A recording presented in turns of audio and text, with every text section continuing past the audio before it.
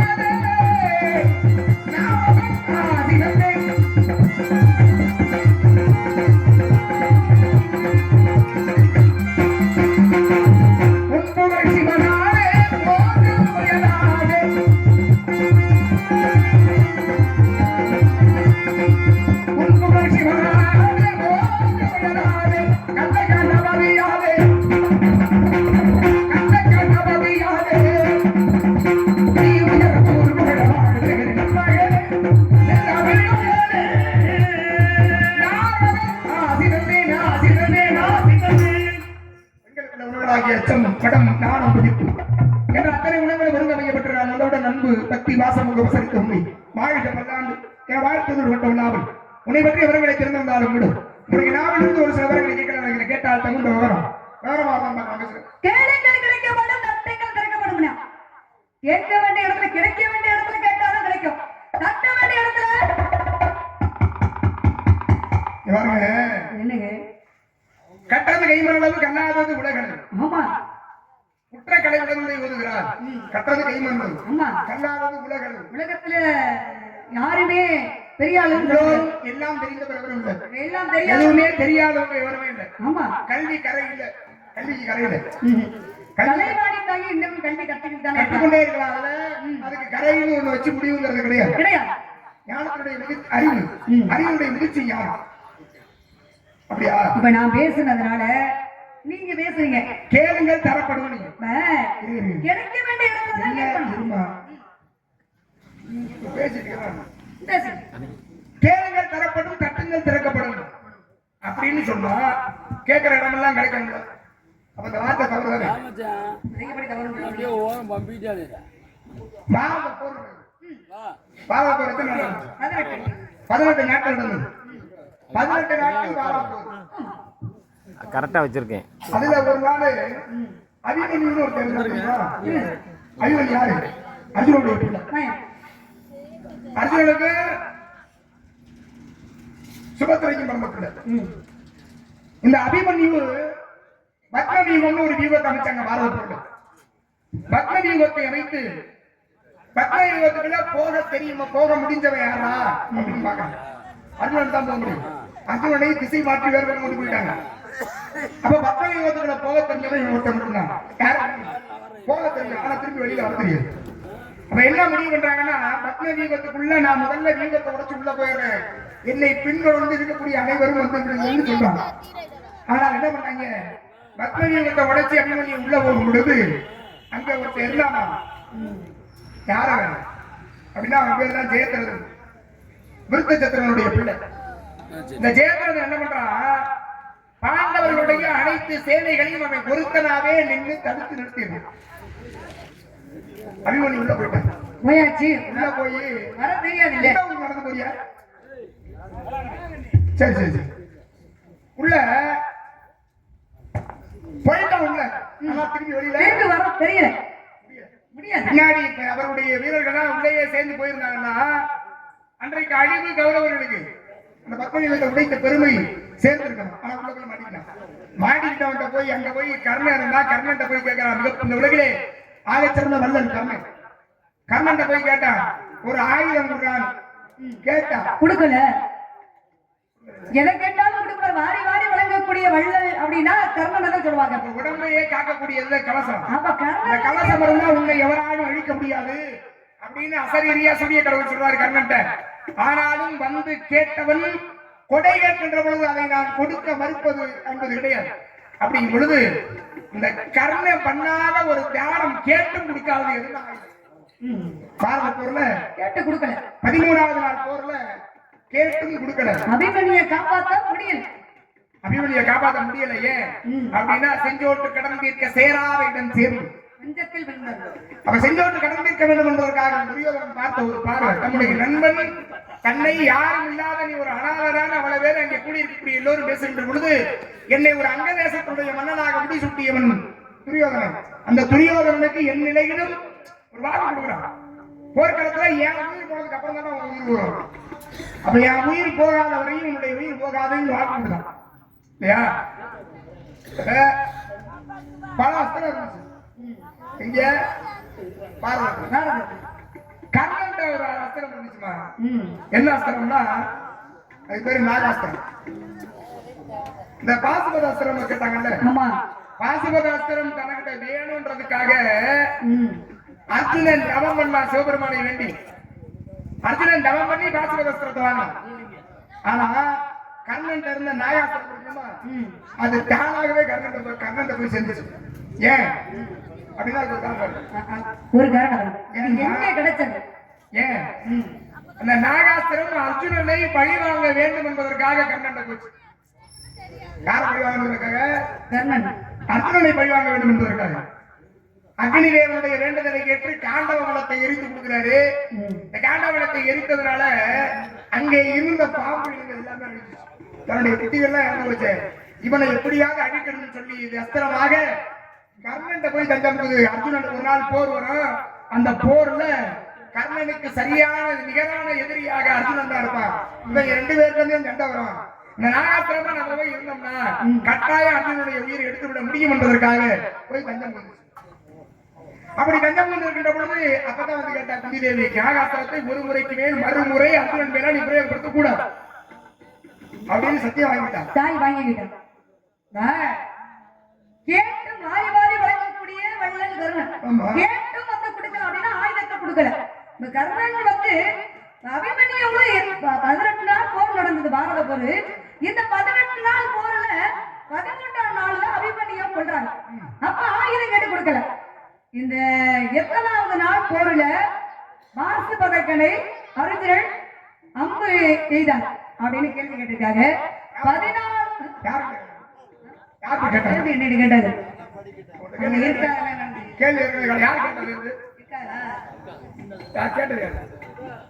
பாசுபத அஸ்திரத்தை எத்தனை நீளம் கேட்டீங்களா? ஏன் அப்படின்னா 13ஆவது பொருள் அர்ஜுனனுடைய பிள்ளை அபிமன்யு இறந்துட்டான். இறக்கிறதுக்கு யாரா காரணம்னு யோசிக்கும். நம்ம மைண்ட் உண்டாங்க. இதுக்கெல்லாம் உள்ள இருந்து கொன்றவன் வேற. ஆனா இதெல்லாம் காரணம் யாரு அப்படின்னா அவன் தான் ஜெயத்ரன். இந்த ஜெயத்ரனுடைய அப்பா பிள்ளை இல்லாம தவம் இருக்கிறாருமா. தவத்தின் பொருட்டு ஒரு பிள்ளை உனக்கு உண்டுன்னு பிள்ளை பிறந்துட்டான். பிள்ளை பிறக்கும்போது அசரீர் என்ன ஒழுங்கி தெரியுமா? இவ்வீரன் இப்பிள்ளை போர்க்களத்திலே வீர மரணம் அடைவான். பிள்ளை பிறக்கும் பொழுதே பிள்ளை செத்து போயிடுவான். எவ்வளவு வருத்தமா பார்த்தாரப்பா. சரி, என் பிள்ளை இறக்கிறவனாவே இருக்கணும். ஆனாலும் என் பிள்ளையுடைய தலையை எவன் இந்த பூமியை விழச் செய்கின்றானோ அவன் தலை வெடிச்சிடணும்னு அந்த கணமே வர வாங்கிட்டேன். போர்க்களத்துல என் பிள்ளைய அவ்வளவு விடுவாங்க. என் பிள்ளையோட தலை கீழே விழுதுன்னா அதுக்கு எவ்வளவு காரணமோ அவன் தலை வெடிச்சு செத்து போயிடணும் அப்படின்னு வர வாங்குறாரு. வரமும் கிடைத்தது. இந்த பாரத போர் 13ஆவது நாள் போர்ல அபிமன்யு தன்னுடைய பிள்ளை இறந்து போயிட்டா. இறக்கிறதுக்கு காரணம் ஜெயத்ரதன். பிள்ளை இறந்த உடனே அர்ஜுனன் ஒரு வாக்கு சொல்லி கொடுக்கிறான். நாளைய போரில் என் பிள்ளையுடைய இறப்பிற்கு காரணமான ஜெயத்ரதனை நான் அடிப்பேன். இல்லையே இல்லைன்னா நான் தீ மூட்டி அதுல நான் இறந்துருவேன். அப்பதான் அவங்களுக்கு ரொம்ப சாதகமா ஒரு சூழ்நிலை அமைஞ்சிச்சு. கௌரவர்களுக்கு துரியோதனன் ஒரு திட்டம் தீட்டினான். ஒன்னும் பிரச்சனை இல்லை. அர்ஜுனனை சண்டை போட்டு கொள்ளணுங்கிற அவசியமே இல்லை. அவனே ஒரு வாக்கு கொடுத்திருந்தான். நாளைய போர்ல அவனே இறந்து போற அளவிற்கான ஒரு வடியை செய்யணும்னு சொல்லி கீழே போரின் கீழே ஒரு குழியை தோண்டி பாதாளம் மாதிரி அமைச்சு அதுக்குள்ள கொண்டு போய் ஜெயத்ரதனை உட்கார வச்சாங்க. உள்ள கொண்டு உட்கார வச்சா எங்க தேடினாலும் ஜெயத்ரதனை காணோம். 14ஆவது நாள் போர்ல சூரியன் மறைவதற்குள்ளாக அழிப்பேன்னு சபதம் கேட்டான். சூரியன் கொஞ்சம் கொஞ்சமா மறைய தொடங்குகிறது. பார்த்தான் கிருஷ்ணன். இதாண்டா சரியான நேரம் சொல்லி தன்னிடத்தில் இருக்கக்கூடிய சக்கராயுதத்தை வைத்து சூரியனை மறைச்சான். திருப்புகள்ல அருமையா சொல்லியிருப்பாரு. யாரு? அருணகிரிநாதர். 10 தலை கத்தை கடைதோடு ஒற்றைக்கிரி மத்தை பொறுதொரு பட்டப்பகல் வட்ட திகிரியில் இரவாக. பகல்ல இரவு போல தன்னுடைய சக்கராயுதத்தை வைத்து மறைச்சார். மறைச்ச உடனே என்ன பண்ணாங்க எல்லாரும், இவங்களுக்கு ஒரே அடுத்து என்ன அர்ஜுனோட இறப்பு தானே, தீய மூட்டி தீய வள வந்துட்டு இருக்கான். அப்பதான் வெளியில கூட்டிட்டு வர்றாங்க ஜெயத்ரதன். வெளியில கூட்டிட்டு வந்தா ஜெயத்ரதனுக்கு ஒரே சந்தோஷம். ஆணவத்தினுடைய மிகுதி அர்ஜுனை இறக்க போறான். சத்தம் போட்டு எல்லாரும் ஆறு பறிக்கிறாங்க. தீய வள வந்துட்டு இருந்தான். அப்ப பார்த்தா கிருஷ்ண பரமாத்மா அதோ வருகிறது பாரு சத்தம். அந்த சத்தத்தை நோக்கி பானத்தை போடுறா. இந்த பானம் என்ன பண்ணணும் தெரியுமா, காட்டுல தவம் பண்ற அப்பனோட கையில போய் அவன் அந்த பிள்ளைகளுடைய தலை ஜெயத்ரதனுடைய தலை அவன் கைக்கு போய் விடணும். அப்படியா பானத்தை போடுறான். கிருஷ்ணன் சொல்றாரு அர்ஜுனன்ட்ட. அப்ப அர்ஜுனன்ட்ட திருப்பி கேட்கிறாரு. அர்ஜுனன் திருப்பி கேட்கிறாரு கிருஷ்ணன்ட்ட, கிருஷ்ணா சூரியன் மறைவதற்குள்ளாகன்னு சொன்னேன், சூரியன் மறைச்சிட்டேன், இனிமேல் நான் அவளை அழிப்பது என்பது முறை அல்ல.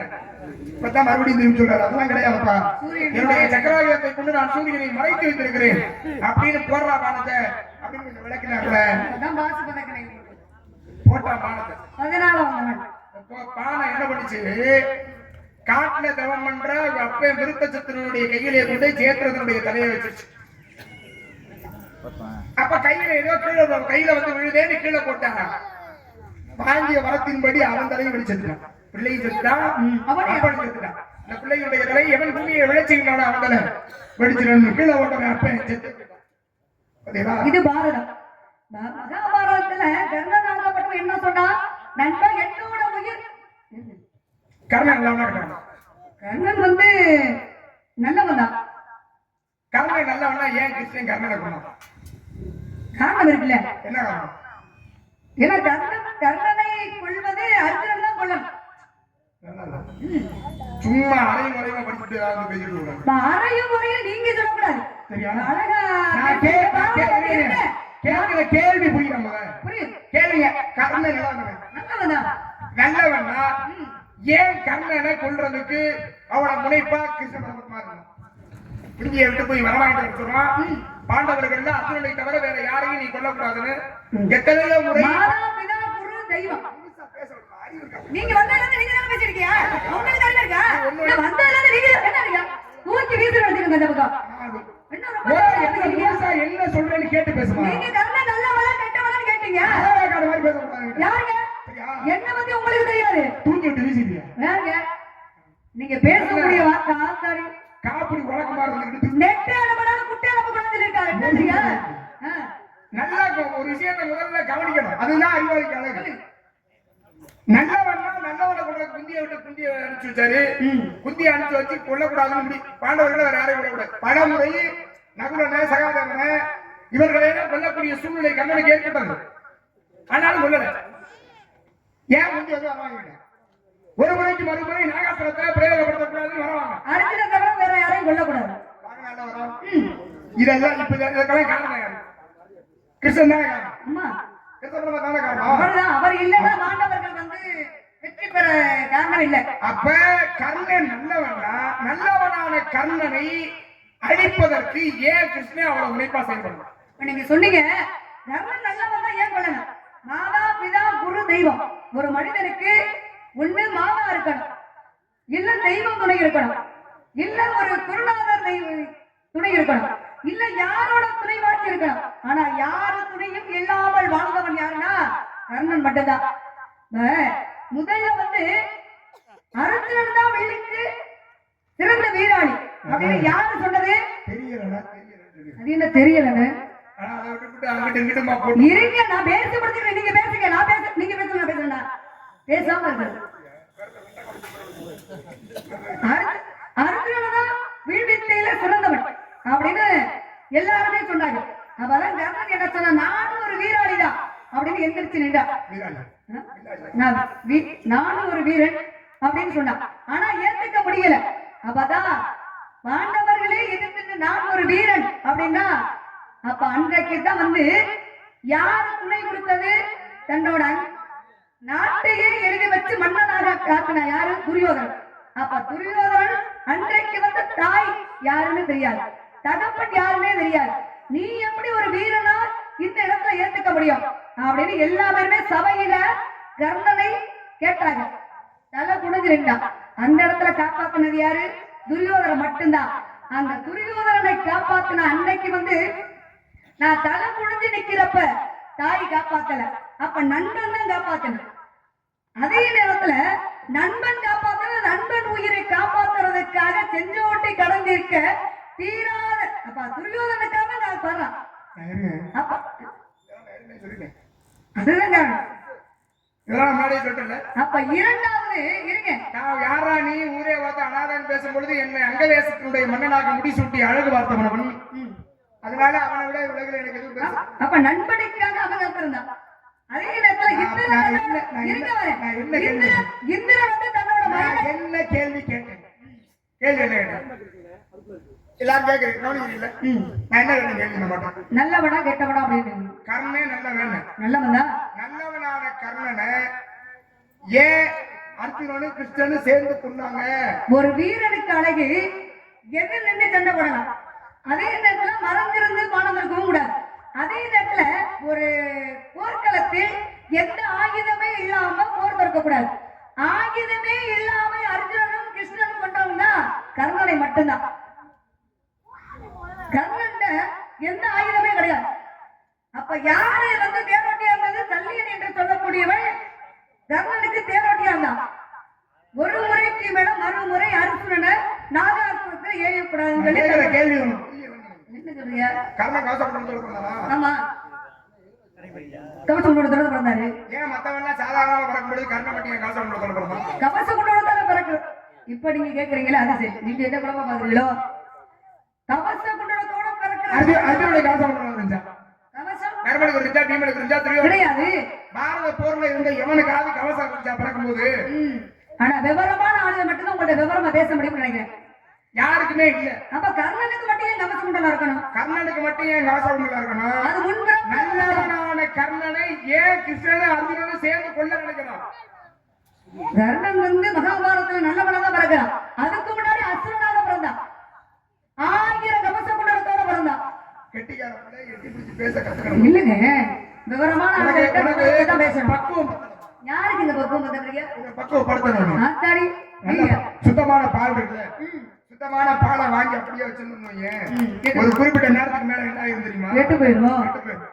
கெட்டு போகாம இருக்கணும்னா என்ன பண்ணணும்? அத நம்ம தான் சுண்ட காய்ச்சி வைக்கணும். காய்ச்சணும்.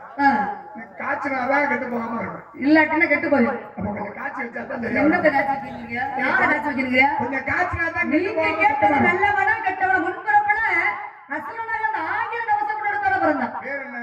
சகசர கவசம்னு பேர். 1000 கவசங்களோட பிறந்தா அசுரனாக பிறந்தாலும் தேவர்களை கொடுமைப்படுத்துறான். இந்த தேவர்களை கொடுமைப்படுத்துற இவன் அழிக்கணும்னா யாருனால முடியும்? அப்ப 2 பேரும் தவம் பண்ணணும். 12 மாசம் தவம் பண்ணணும். விடாம தவம் பண்ண முடியுமா? 12 மாசமும் தவம் பண்ணிக்கிட்டு இருந்தா இந்த அசுரனை எப்படி அழிக்க முடியும்? நரன், நாராயணன். நரன் என்பது அர்ஜுனன், நாராயணன் யாரும் உங்க பாட்ட மகாவிஷ்ணு. 2 பேருமே ஒவ்வொரு கவசம் கொடுத்த 6 மாசம் வந்து நரனாகப்பட்டவன், 6 மாசம் ஆகட்டும் நாராயணனாகப்பட்டவன். வருஷம் பூரா தவம் பண்றான் ஒருத்தன். ஒரு வருஷம் தவம் பண்ணுவான், ஒருத்தன் சண்டை விடுவான். ஒவ்வொரு கவசம் குண்டலத்தா இருக்கணும். 999 கவசம். கடைசி குண்டலத்தோட எங்க பிறந்தா? சூரியன் புகுந்தா. அப்பேற்பட்ட சூரியன் அவனை குழந்தையாக்கி குந்திக்கிட்ட கொண்டு கொடுத்துட்டு போயிட்டான்.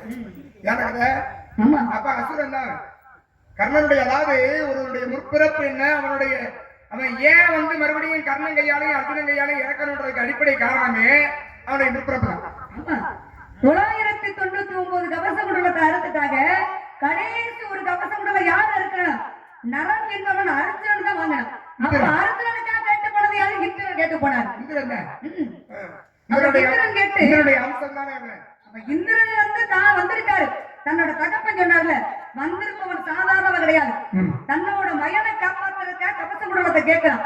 கவச குண்டலத்தை கொடுக்காதுன்னு சூரியன் சொன்னார்ல, ஆனா தெரிஞ்சு சிரிச்சுக்கிட்டு கவச குண்டலத்தை அறுத்து கொடுத்தாங்க. உயிரே போனாலும் சரி, வந்தவர்கிட்ட இல்லேன்னு சொல்ற வார்த்தை மட்டும் என்னுடைய வாயிலிருந்து வந்து விடாது என்பதற்காக தன் உயிரை காக்கக்கூடிய அந்த கவசத்தை அறுத்து கொடுத்தாரு. அப்ப கர்ணன் நல்லவன் தானே. மனிதன் தான் தெய்வத்துக்கிட்டவே வரம் கேட்பான். இருங்க, மனிதன் தான் தெய்வத்துக்கிட்டவே வரம் கேட்பான். ஆனா தெய்வமே வந்து யாசம் கேட்டதுன்னா யார்கிட்ட? கர்ணன் மட்டும்தான் விஷ்ணு கேட்டாரு. தெய்வமே வந்து ஒரு பொம்பளை பிள்ளைகிட்ட வந்து பிச்சை கேட்டாங்க. முப்பெரும் தேவியரே வந்து வந்து வரம் கேட்டாங்க ஒரு பெண் கிட்ட. என்னோட கணவனை திருப்பி கொடுங்க அப்படின்னு சொல்லி கேட்டாங்க. என்னுடைய கணவர்களை திருப்பி கொடுங்க அப்படின்னு முப்பெரும் தேவியருடைய பொதுவாகமா அன்றைக்கு இரும்பு கடலை இதை கொண்டு போய் வறுத்து கொடுக்க சொல்லி முப்பெரும் தேவியர்கிட்ட கொடுக்கும் பொழுது அவர்களால முடியல. அவர்களால முடியலன்னா அதை பூலோகத்திலே ஒரு பெண் வறுத்து கொடுத்துட்டாங்க. முப்பெரும் தேவியர்கள் என்பவர்கள் தெய்வம், பெண்களுக்கெல்லாம் தலைமையானவர்கள். அப்ப அவர்களுக்கு ஒரு எண்ணம் வந்துருச்சு, நம்மளால முடியாத பூலோகத்துல சாதாரண ஒரு பொம்பளை பண்ணிட்டாலே சும்மா விட்டுலாமா? நான் வாடி ஓடி எல்லாம் பேச மாட்டேன். இல்ல அப்படி பேச அப்படி பேச மாட்டீங்க. நான் ஜாடையெல்லாம் பேச மாட்டேன், நேராக பேசிட்டு இருக்கேன். அம்பியாலு சும்மா மறைச்சி ஒரு மாதிரி வாப்பல பேசணும்னா நேராக பேசுறேன். அப்படி எல்லாம் பேச வேணாம், பேச மாட்டீங்கன்னு நினைக்கிறேன். பேச மாட்டேன், அதனாலதான் அப்படி பேசிட்டு இருக்கேன். அப்ப என்னாச்சு, அவர்களுக்கு ஒரு பாருங்க, ஒரு பெண்ணு நல்லா இருந்துட்டா இன்னொரு பெண்ணுக்கு பிடிக்க முடியாது. உண்மை. ஆமா, எப்படியாவது கெடுக்கணும். இல்ல அப்படிதான் எல்லாரும் சொல்லல, நீங்க எல்லாம் எவ்வளவு கோவப்படாதீங்க, எல்லாருக்கும் அந்த குணம் இல்ல. ஆனால் பெண்களில் தலைமையான முப்பெரும் தேவியர்களுக்கே அந்த எண்ணம் இருந்துச்சு. ஒரு பூலகத்தில் இருக்கக்கூடிய ஒரு பெண்ணு நம்மளால முடியாத காரியத்தை பண்ணிட்டாலே இவளை எப்படியாவது அசிங்கப்படுத்தணும் முடிவு பண்ணி தன்னுடைய கணவன் 3 வரையும் கூப்பிட்டு அனுசியா தேவி கிட்ட போய் நிர்வாண பிச்சை வாங்கிட்டு வாடான்னு சொல்லி அனுப்பிவிட்டான். வந்தாங்க 3 பேரும். வந்தவர்கள் ஒரு தன்னை சாமியார் போல மாத்திக்கிட்டாங்க, ஒரு துறவி போல, துறவரம் போகக்கூடியவர்கள் போல மாத்திட்டு 3 பேரும் வந்து அம்மா பிச்சை ஓடுமான்னு கேக்குறாங்க. வரவேற்றா. ஆனா என்ன பண்ணாச்சு, அந்த பெண்ணிட்ட திரும்பி சொல்றாங்க, நீ பிச்சை ஓடுறது எப்படி போடணும், உன்னுடைய உடம்புடைய துணை இல்லாமல் நிர்வாணமா வந்து பிச்சை ஓடணும். எந்த பெண்மணியாச்சும் ஏத்துக்குவாங்களா? அவ ஏத்துக்கிட்டாமா? ஆனா ஏத்துக்கிட்டான். ஏன்னா தன் கற்பினுடைய மகத்துவத்தால் என்னால் முடியும்னு யோசிக்கிறான். தன்னுடைய நீண்ட கூந்தலால மறைத்து கொண்டு வந்தான், புறப்படுப்புகளை மறைத்து கொண்டு வந்து உணவு உபசரிக்க வர்றான். அதுல உங்க பாட்ட மகாவிஷ்ணு என்ன பண்ணாரு பார்த்தாரு. அவரு வாயு பகவானை அடைக்க வந்தவர்களுடைய நோக்கம் என்ன என்பதை அறிந்து கொண்டார். காற்று வர்றதுக்குள்ள நீரை இழுத்து தெளிச்சு 3 பேரையும் குழந்தைய மாத்திட்டான். ஆமா, ஒரு வயதா ஒரு ஆண்மகனுக்கு முன்னாடி உடம்புல துணி இல்லாம நிக்கிறது தப்பு இல்ல, ஆனால் ஒரு குழந்தைக்கு முன்னாடி நிக்கிறதுல அந்த குழந்தை தவறு இருக்கு. அது தவறு. ஆண்மகனுக்கு முன்னாடி நின்னா தவறு, குழந்தைக்கு முன்னாடி நின்னா தன்னோட பிள்ளைகள் தன் பிள்ளைய மாதிரி ஆயிடுச்சு. அப்ப 3 பேரையும் குழந்தையாக்கி தொட்டில போட்டு ஆட்ட ஆரம்பிச்சுட்டா. வந்தா முப்பெரும் தேவியர்களுமே வந்தாங்க. நம்ம புருஷன் பூரா அப்படி குழந்தைகளா கிடக்குறாங்களே அப்படின்னு சொல்லி முப்பெரும் தேவியர்கள் வந்து ஒரு பொம்பளை பிள்ளைகிட்ட மடிப்பு கேட்டாங்க. அவர்கள் வந்து வரமாகினார்கள், தன் பிள்ளையை தன்னுடைய கணவர்களை மறுபடியும் இந்த குழந்தையாக இருக்கக்கூடியவர்களை மாத்தி கொடுக்கணும். அப்படி 3 பேரும் குழந்தையானாங்கல்லமா ஆனாங்கல்ல. அந்த குழந்தை ஒரு தலை 3 உடல், 3 தலை ஒரு உடல். மாட்டி விட போதீங்க இல்ல எப்படி இல்லையா? 3 தலை ஒரு உடல், ஒரு தலை 3 உடம்பு இல்லையா?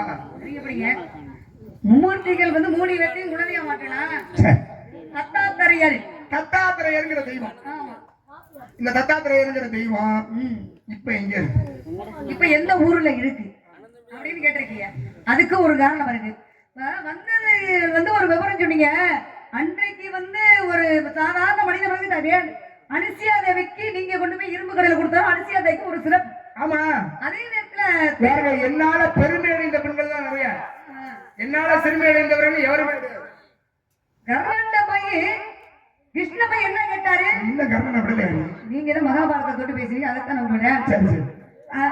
அதையே நீங்க பேசுறதுக்கே நம்ம அதே நேரத்துல இப்ப வந்து நீங்க வந்து ஒவ்வொரு சாபத்துக்கு என்ன சொன்னீங்க? தீர்க்க சுமங்கலி பகவான் சொன்னீங்க.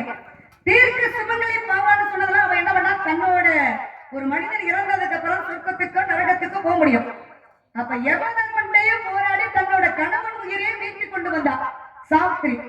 அங்க சாஸ்திரிக்கு ஒரு சிறப்பு கிடைச்சிச்சு.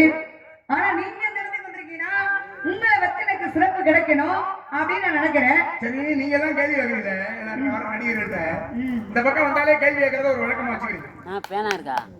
ஊர்காரர்களுக்கு இப்போ தெரிஞ்ச விஷயத்த கேள்வியா எழுதி இதுக்கு என்ன பதில் அப்படின்னு கேட்டது இல்ல. நான் ஒரு கேள்வி கேட்கிறேன், சொல்லுங்க.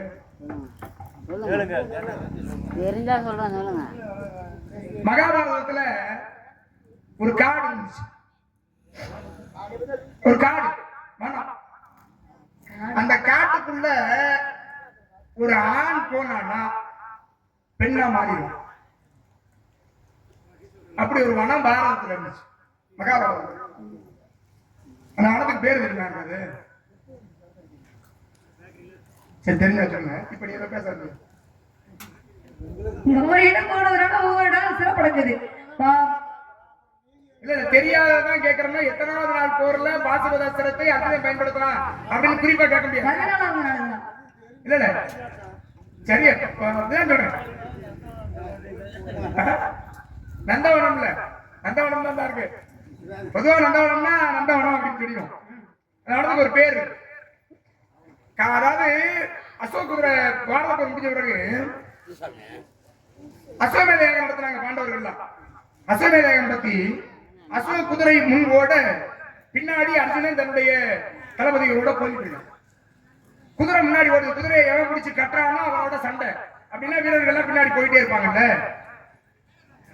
ஒரு குறிப்பிட்ட இடத்துக்குள்ள போகும் பொழுது போயிட்டு இருந்தது ஆண் குதிரை. நடந்துக்குள்ள போன உடனே பெண்ணா மாறிடுச்சு.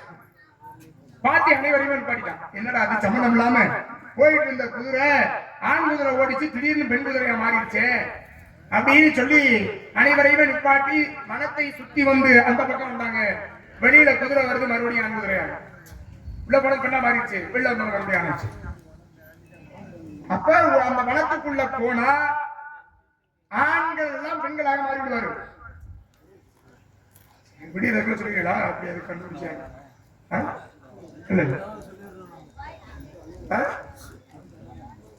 சரி, நீ ஏதோ பேசுனீங்கம்மா. நீங்க தான் கேட்டீங்க, கேள்விக்கு விளக்க முடியும். நம்ம ஒரு கேள்வி கேட்டோம். ஆமா, ஆண்கள் வந்து அந்த இடத்துக்கு போனா பெண்களா மாறிடுவாங்க. ஆனா அதே நேரத்துல இன்னொரு இடம் இருக்கு. அந்த இடத்துக்கு போனோம்னா 6 மாசம் பெண்ணாவும் மாறிடுவாங்க, 6 மாசம் ஆணாவும் மாறிடுவாங்க. நானே ஒரு காலத்துல பொம்பளை பிள்ளையா மாறினேன். அது 52 முன்னாடி கட்டி 60 பிள்ளைய பத்தி 60 பிள்ளைகளை பெருக்கும் பொழுது பெண்ணாக மாறி இந்த கன்னியாகுமரி ஒரு நாடு, அந்த நாட்டுல சரஸ்வதம்னு ஒரு தடாகம் கடை போன மாதிரி அதிலே மூழ்கி எழும் பொழுது ஆணாக இருந்தவன் பெண்ணாக மாறும். அப்ப ஒரு குளத்துக்குள்ள மூழ்கி எதிர்த்தா பெண்ணா மாறலாம் அப்படிங்கிறது அப்படின்னு ஒரு காரணம் இருக்கு.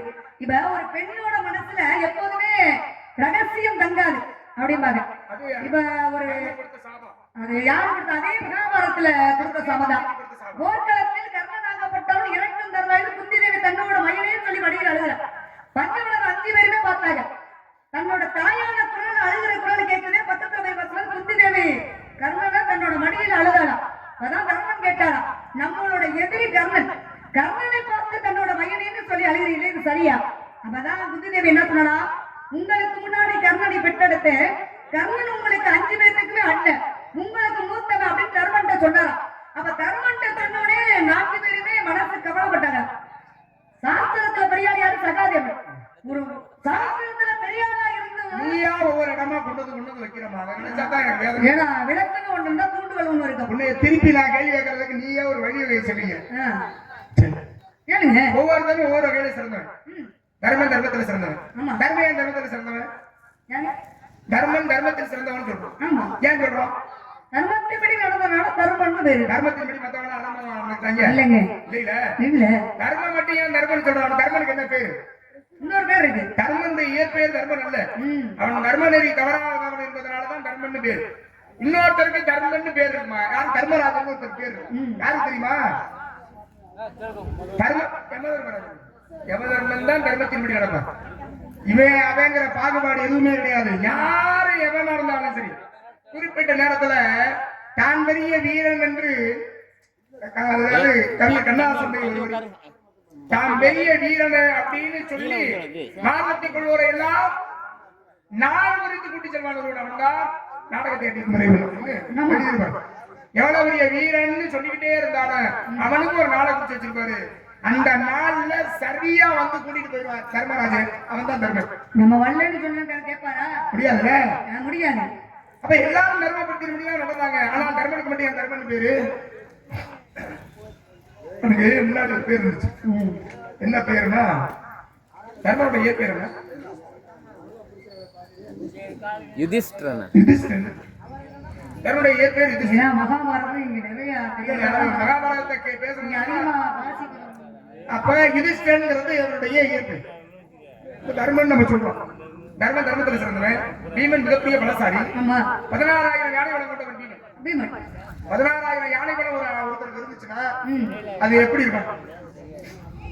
அவ்வளவு புஜபல பராக்கிரம சாமின்னு சொல்றோம். அந்த அளவுக்கு அவனுடைய திடமானவன் அப்படின்னு பீமன் சொல்றோம். இந்த பீமனுக்கு 16,000 யானை பலம் எப்படி வந்துச்சு தெரியுமா? மற்றவர்களுக்கு இல்ல, அர்ஜுனனுக்கு இல்ல, தர்மனுக்கு இல்ல, நகுலனுக்கு இல்ல, சகாதேவனுக்கு இல்ல, இவர்களுக்கெல்லாம் இல்ல. ஆனா பீமனுக்கு மட்டும் அவ்வளவு மிகப்பெரிய பலசாலியாக பீமன் வருவதற்கு என்ன காரணம்? இயற்கையாவே வாயு விட்டுரும்.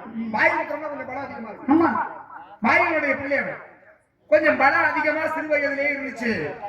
துரியோதனன் எல்லோரும் சேர்ந்து ஒரு இடத்துல விளையாண்டுட்டு இருந்தாங்க. விளையாடும் பொழுது அப்ப ஒரு மரத்துல ஏறி துரியோதனுடைய சகோதரர்கள் எல்லாம் மேல 99 பேர் மேல இருந்தாங்க. மரத்து மேல ஏறி அவங்க எல்லாம் பிடிக்கணும்னு பீமன் என்ன பண்ணா தெரியுமா? மரத்தை பிடிச்சி ஒரு முடிப்பு கேட்டேன். மரத்தை பிடிச்சு ஆட்டி எல்லாத்தையும் கீழே புத்துன்னு விழ வச்சு நம்ம தான் பெரிய ஆளு.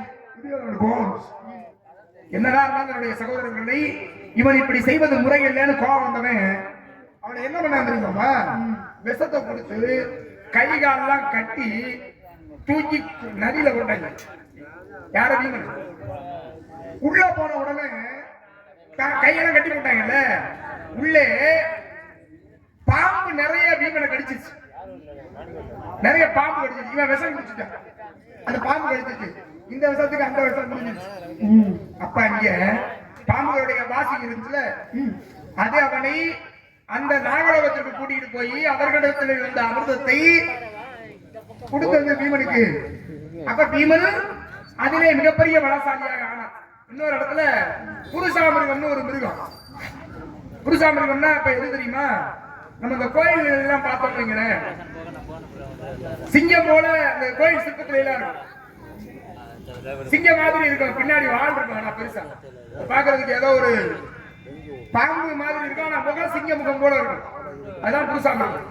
இந்த புருஷாமிருகம் அதுவும் கொடுத்தது பீமனுக்கு. ஆக இப்படி இரண்டும் அவனுக்கு சேர்ந்ததுனாலதான் அது ஒரு பெரிய கதை மாதிரி. புருஷாமிருகத்துடைய கதை நல்லா இருக்கும். என்ன பண்ணாலும் சிவலிங்கத்தை வளர்த்து அதிலிருந்து அங்கிருந்து தப்பிச்சு வருவதற்காக சிவலிங்கத்தை வச்சுட்டா கொஞ்ச நேரம் சிவலிங்கத்தை அந்த பக்தியில முடிக்கும். கொஞ்ச நேரம் அதுல இருந்து தப்பிக்கிறதுக்கு பீமன் செய்த வழி என்ன தெரியுமா? சிவலிங்கங்கள் அதுக்கு முன்னாடி பக்கத்துல எப்பொழுதெல்லாம் அவனை அடிக்கிறதுக்கு நெருங்கி வருதோ அப்பெல்லாம் ஒரு சிவலிங்கத்தை வச்சோம். சிவலிங்கத்தை பார்த்தவொடனே என்ன பண்ணிடுவான்? பக்தியில முடிக்கிறோம். கொஞ்ச நேரம் தாமதம் அந்த இடத்த விட்டு மறுபடியும் வந்துடுவான். மறுபடியும் துரத்தும். இப்படியாக பக்தியிலே மூழ்க செய்து அதனிடத்திலிருந்து தப்பித்து அதனுடைய ஆறுதலை பெற்று அதற்கு பிறகாக பலத்தை வாங்கி கொண்டான் பீமன். அப்ப ஒவ்வொருத்தருக்கும் ஒவ்வொரு காரணம். அர்ஜுன வேதத்திலே சொன்னவன் அர்ஜுன வில்லு சொன்னது. அர்ஜுனன் ஒரு வில்லு இருந்துச்சு தெரியுமா? அர்ஜுனன் இருந்த ஒவ்வொரு வில்லுக்கும் ஒரு பேர் இருக்கு. சிவதனுசு, விஷ்ணு தனுசு அப்படின்னு ஒவ்வொன்றும் ஒருத்தர் இருந்துச்சு. சாணங்க வச்சிருந்தாரு மகாவிஷ்ணு, விநாயகர் வச்சிருந்தாரு சிவபெருமான், கோபம் வச்சிருந்தாரு ராமன், மிதுன வச்சிருந்தது அத சிவதனுசு யார்கிட்ட இருந்துச்சு? அடிக்கக்கூடிய வல்லமை பெற்றது உலகை. அங்க ஒரு வில்ல உடைச்சாங்க ராமாயணத்துல. இங்க அங்க உடைஞ்சிருக்காரு. இங்க விடுபட்ட, ஆனால் இங்கே காக்கக்கூடியது அந்த உலகத்தை அடிக்கக்கூடியது விடுபட்டது அப்படின்னு முதலண்ட இருந்த வில்லு. அப்ப ஒவ்வொரு இடத்துலயும் ஒவ்வொரு வில்லு இருந்துச்சு. அப்படியாக அர்ஜுனன் ஒரு வில்லு இருந்துச்சு தெரியுமா? அந்த வில்லுக்கு என்ன பேரு அப்படின்னா அந்த வில்லுக்கு பேரு காண்டிவன் பேரு. காண்டிவன்ல யாரு கொடுத்தது? காண்டாவனத்தை எரிச்சதுனால அக்னி பகவான் கொடுத்தது. அப்ப இதெல்லாம் தெரியாம எல்லாமே சொல்றீங்களா? தெரியாம தான் நான் கேள்வி கேட்கிறேன்னு சொல்லி அதை கொடுக்கணுமா? சொல்லுங்க. அப்ப தர்மத்தின் உங்களுக்கு பாரதம் தெரியும். இது மகாபாரதம் தெரியும். இந்த மகாபாரதத்துல ஒரு சில பேர்த்த கேள்வி கேட்டா கேட்கிற கேள்விக்கு இந்த மாதிரி விஷயங்களை கேள்வி கேட்டா பதில் வந்துடும். ஆனா பதிலே சொல்ல முடியாத அளவுக்கு கேள்வி கேட்கறதுனா எப்படி கேட்கணும் தெரியுமா? எப்படி கேட்கணும் தெரியுமா? இந்த வர பேச என்ன பேசுனா பேச சொல்லிய பார்த்து வாங்க தாலியா ஒரு மணி நேரம் பேசுறேன்னா கேட்கறீங்களா? என்ன பேசுறேன்? படுத்து முடிஞ்சா பேசிக்க மாட்டேன். பாருங்க இந்த பாருங்க, சந்தன மகாராஜனுடைய பிள்ளை பீஷ்மாச்சாரியர். பீஷ்மரு அப்பா கல்யாணம் பண்ணிக்கிறாரு, தந்தைக்கு பிள்ளை திருமணம் பண்ணி வைக்கிறாரு. அப்ப அப்பா மனம் மகிழ்ந்து என் பிள்ளை நீ எனக்காக திருமணம் பண்ணணும்னு சொல்லி உன்னுடைய இந்த இல்லற வாழ்க்கையை திறந்து நாடு வேணாம் அரசு வேணாம்னு எல்லாத்தையும் எனக்காக விட்டு கொடுத்த நீ ஒரு பிள்ளை நீ தகப்பனுக்காக பிரம்மச்சாரியா போகணும். அப்ப உனக்கு நான் ஒரு வரத்தை தருகிறேன் கொடுக்குறேன். என்ன வரம்? நீயாக இருக்கு நினைக்கிற வரையும் இறப்பு என்பது உண்மை அடையாது. நீங்க தான் நினைச்சாத்த அப்படின்னு ஒரு வரம் கொடுத்தாங்க. சரியா? அவரா சாபம்னு நினைச்சாதான் இறப்பு உண்டு. அந்த வரத்துக்கு ஒரு பேர் அம்பு படிக்கையில இறந்து அந்த வரத்துக்கு எறும்பு படிக்கையில இருந்து கூட இறக்கல. அந்த வரத்துக்கு ஒரு பேர். இப்படி வரம் கொடுத்தாருன்னா கதையா சொல்லிடலாம். ஆனா அந்த வரத்துக்கு ஒரு பேர் இருக்கு. அந்த வரத்துக்கு என்ன பேரு அப்படின்னா தெரியாது. அப்ப கேள்வி எப்படி கேட்கணும்? ஒருத்தருக்கு கேள்வி பதில் சொல்லணும்னு நினைச்சு கேள்வி கேட்டோம்னா கதையா கேட்டணும். இல்ல அந்த வரத்துக்கு என்ன பேரு அப்படின்ற மாதிரி சொல்லக்கூடாதுன்னு நினைச்சு கேட்டோம்னா அப்படிதான் கேட்கணும். பாரதம் வந்து 18 நாள் போர்ல யாரும் முழுமையா பார்க்க முடியுமா? அந்த வரத்துக்கு பேரு எல்லாத்துக்குமே நான் ஒரு கேள்வியா கேட்டு எல்லாத்துக்கும் பதில் சொல்லாமலே போறேன். எதுக்காக உங்களுக்கு பதில் சொல்லணும்ல முடியும் போது சொல்றேன். எதுக்காக வந்தீங்க? நான் காவலுக்கு வந்திருக்கேன். காவலுக்கு வந்து உங்களுக்கு கல்யாணம் ஆயிடுச்சா? யாரு கேட்டா அப்படி? கல்யாணம் ஆயிடுச்சா? கல்யாணம் ஆகலைங்க. குழந்தை இருக்கா? இதுதான் சேட்டை வேணாங்கிறது. பாரதம் பத்தி அழகா பேசுறீங்க. நீங்க அவங்கள்ட்ட ஒரு கேள்வி கேட்டீங்க. 18 நாள் போரை வந்து யாரும் முழுமையா பார்க்க முடியுமா? யாரு சாபம் யார் உயிரோட இருக்கும்னு தெரியுமா? 18 நாள் போரையும் உயிரோட முழுமையா பார்த்தது யாரு? பார்ப்பனியுடைய தலை பார்த்தது. பாரத போர் முடிஞ்ச பிறகு எத்தனை பேர் பார்த்தாரு? அரவனுடைய தலை பார்த்ததா சொல்லப்படல. ஏன்னா அரவனுடைய உயிர் போயிடுச்சு, அவனை பலிவிட்டாங்க. அவன் வந்து போர்ல கலந்து ஆசைப்பட்டான். ஆனா வந்து பார்ப்பனியுடைய தலைதான் பார்க்கணும்னு சொல்லி கேட்டுச்சு. இந்த பார்ப்பனியுடைய தலைதான் பார்த்தது. பாரத போர் முடிஞ்ச பிறகு வந்து கேட்டாங்க, இந்த 18 நாள் போர்ல மிகச்சிறந்த வீரன் யாரான்னு கேட்கறாங்க. யாரு 18 நாள் போர்ல ஒவ்வொருத்தனையும் யார் கொண்டது? ஒவ்வொருத்தரும் தனிப்பட்ட எவனும் கொள்ளல. கொள்ளுல எந்த இடத்துல உயிர் போகுதோ அந்த இடத்துல இருந்து அழித்தது அனைத்துமே கிருஷ்ணன் தான். கிருஷ்ணன் தான் நடத்தியது இந்த பாரதத்தை அப்படின்னு பார்ப்பனியுடைய தலைதான் சொன்னது. கண்ணன் இல்லைன்னா பாரதமே கிடையாது. பாண்டவர்கள் வெற்றி பெறவே காரணமே கிடையாது. பாண்டவர்களை அழிக்கிறது தான்.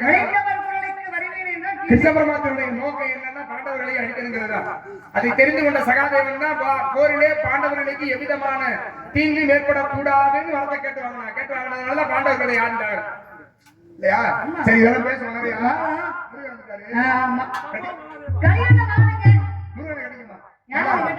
முருகப்பெருமான் கடவுளை அடைய முடியாது.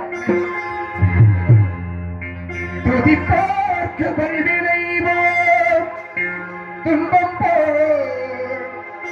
நெஞ்சில் பதிப்போக்கு செல்வம் படித்து கதித்தோம் நிச்சயம் கைகூடும்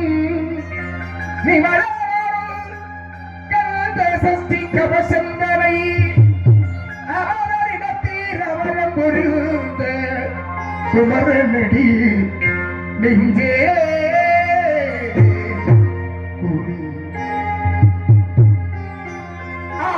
திருமுகம் உன்னருளை மாறிவழங்குமையா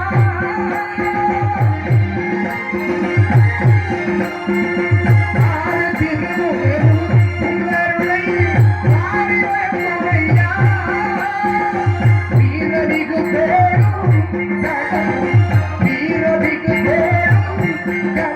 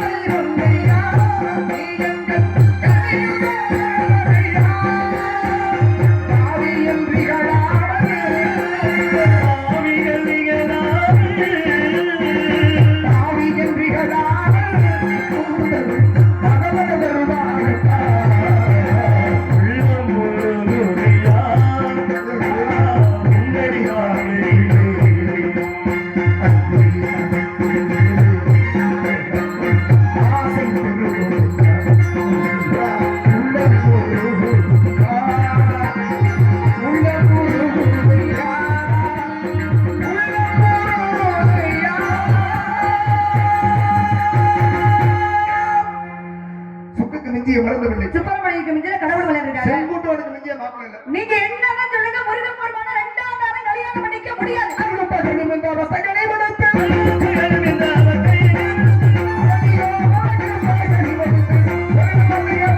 இந்த வேலை பார்க்கறதுக்கு எங்கேயாச்சும் போய் கலகம் பண்ணலாம்.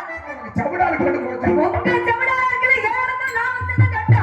சவுடால ரொம்ப வெட்டி பேசுறியா? சவுடாலே நான் மாப்பிள்ளை பிடிக்கிறதா வெட்டி நானும் பொறுமையா போயிட்டு இருக்கேன். ரொம்ப பேசிருக்கியா? மாப்பிள்ளை பிடிக்கிறது கட்டல. என்ன உங்க செவிடால?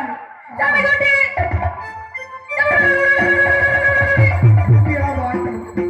குட்டி கொடுப்பது கோட்டை மாயா.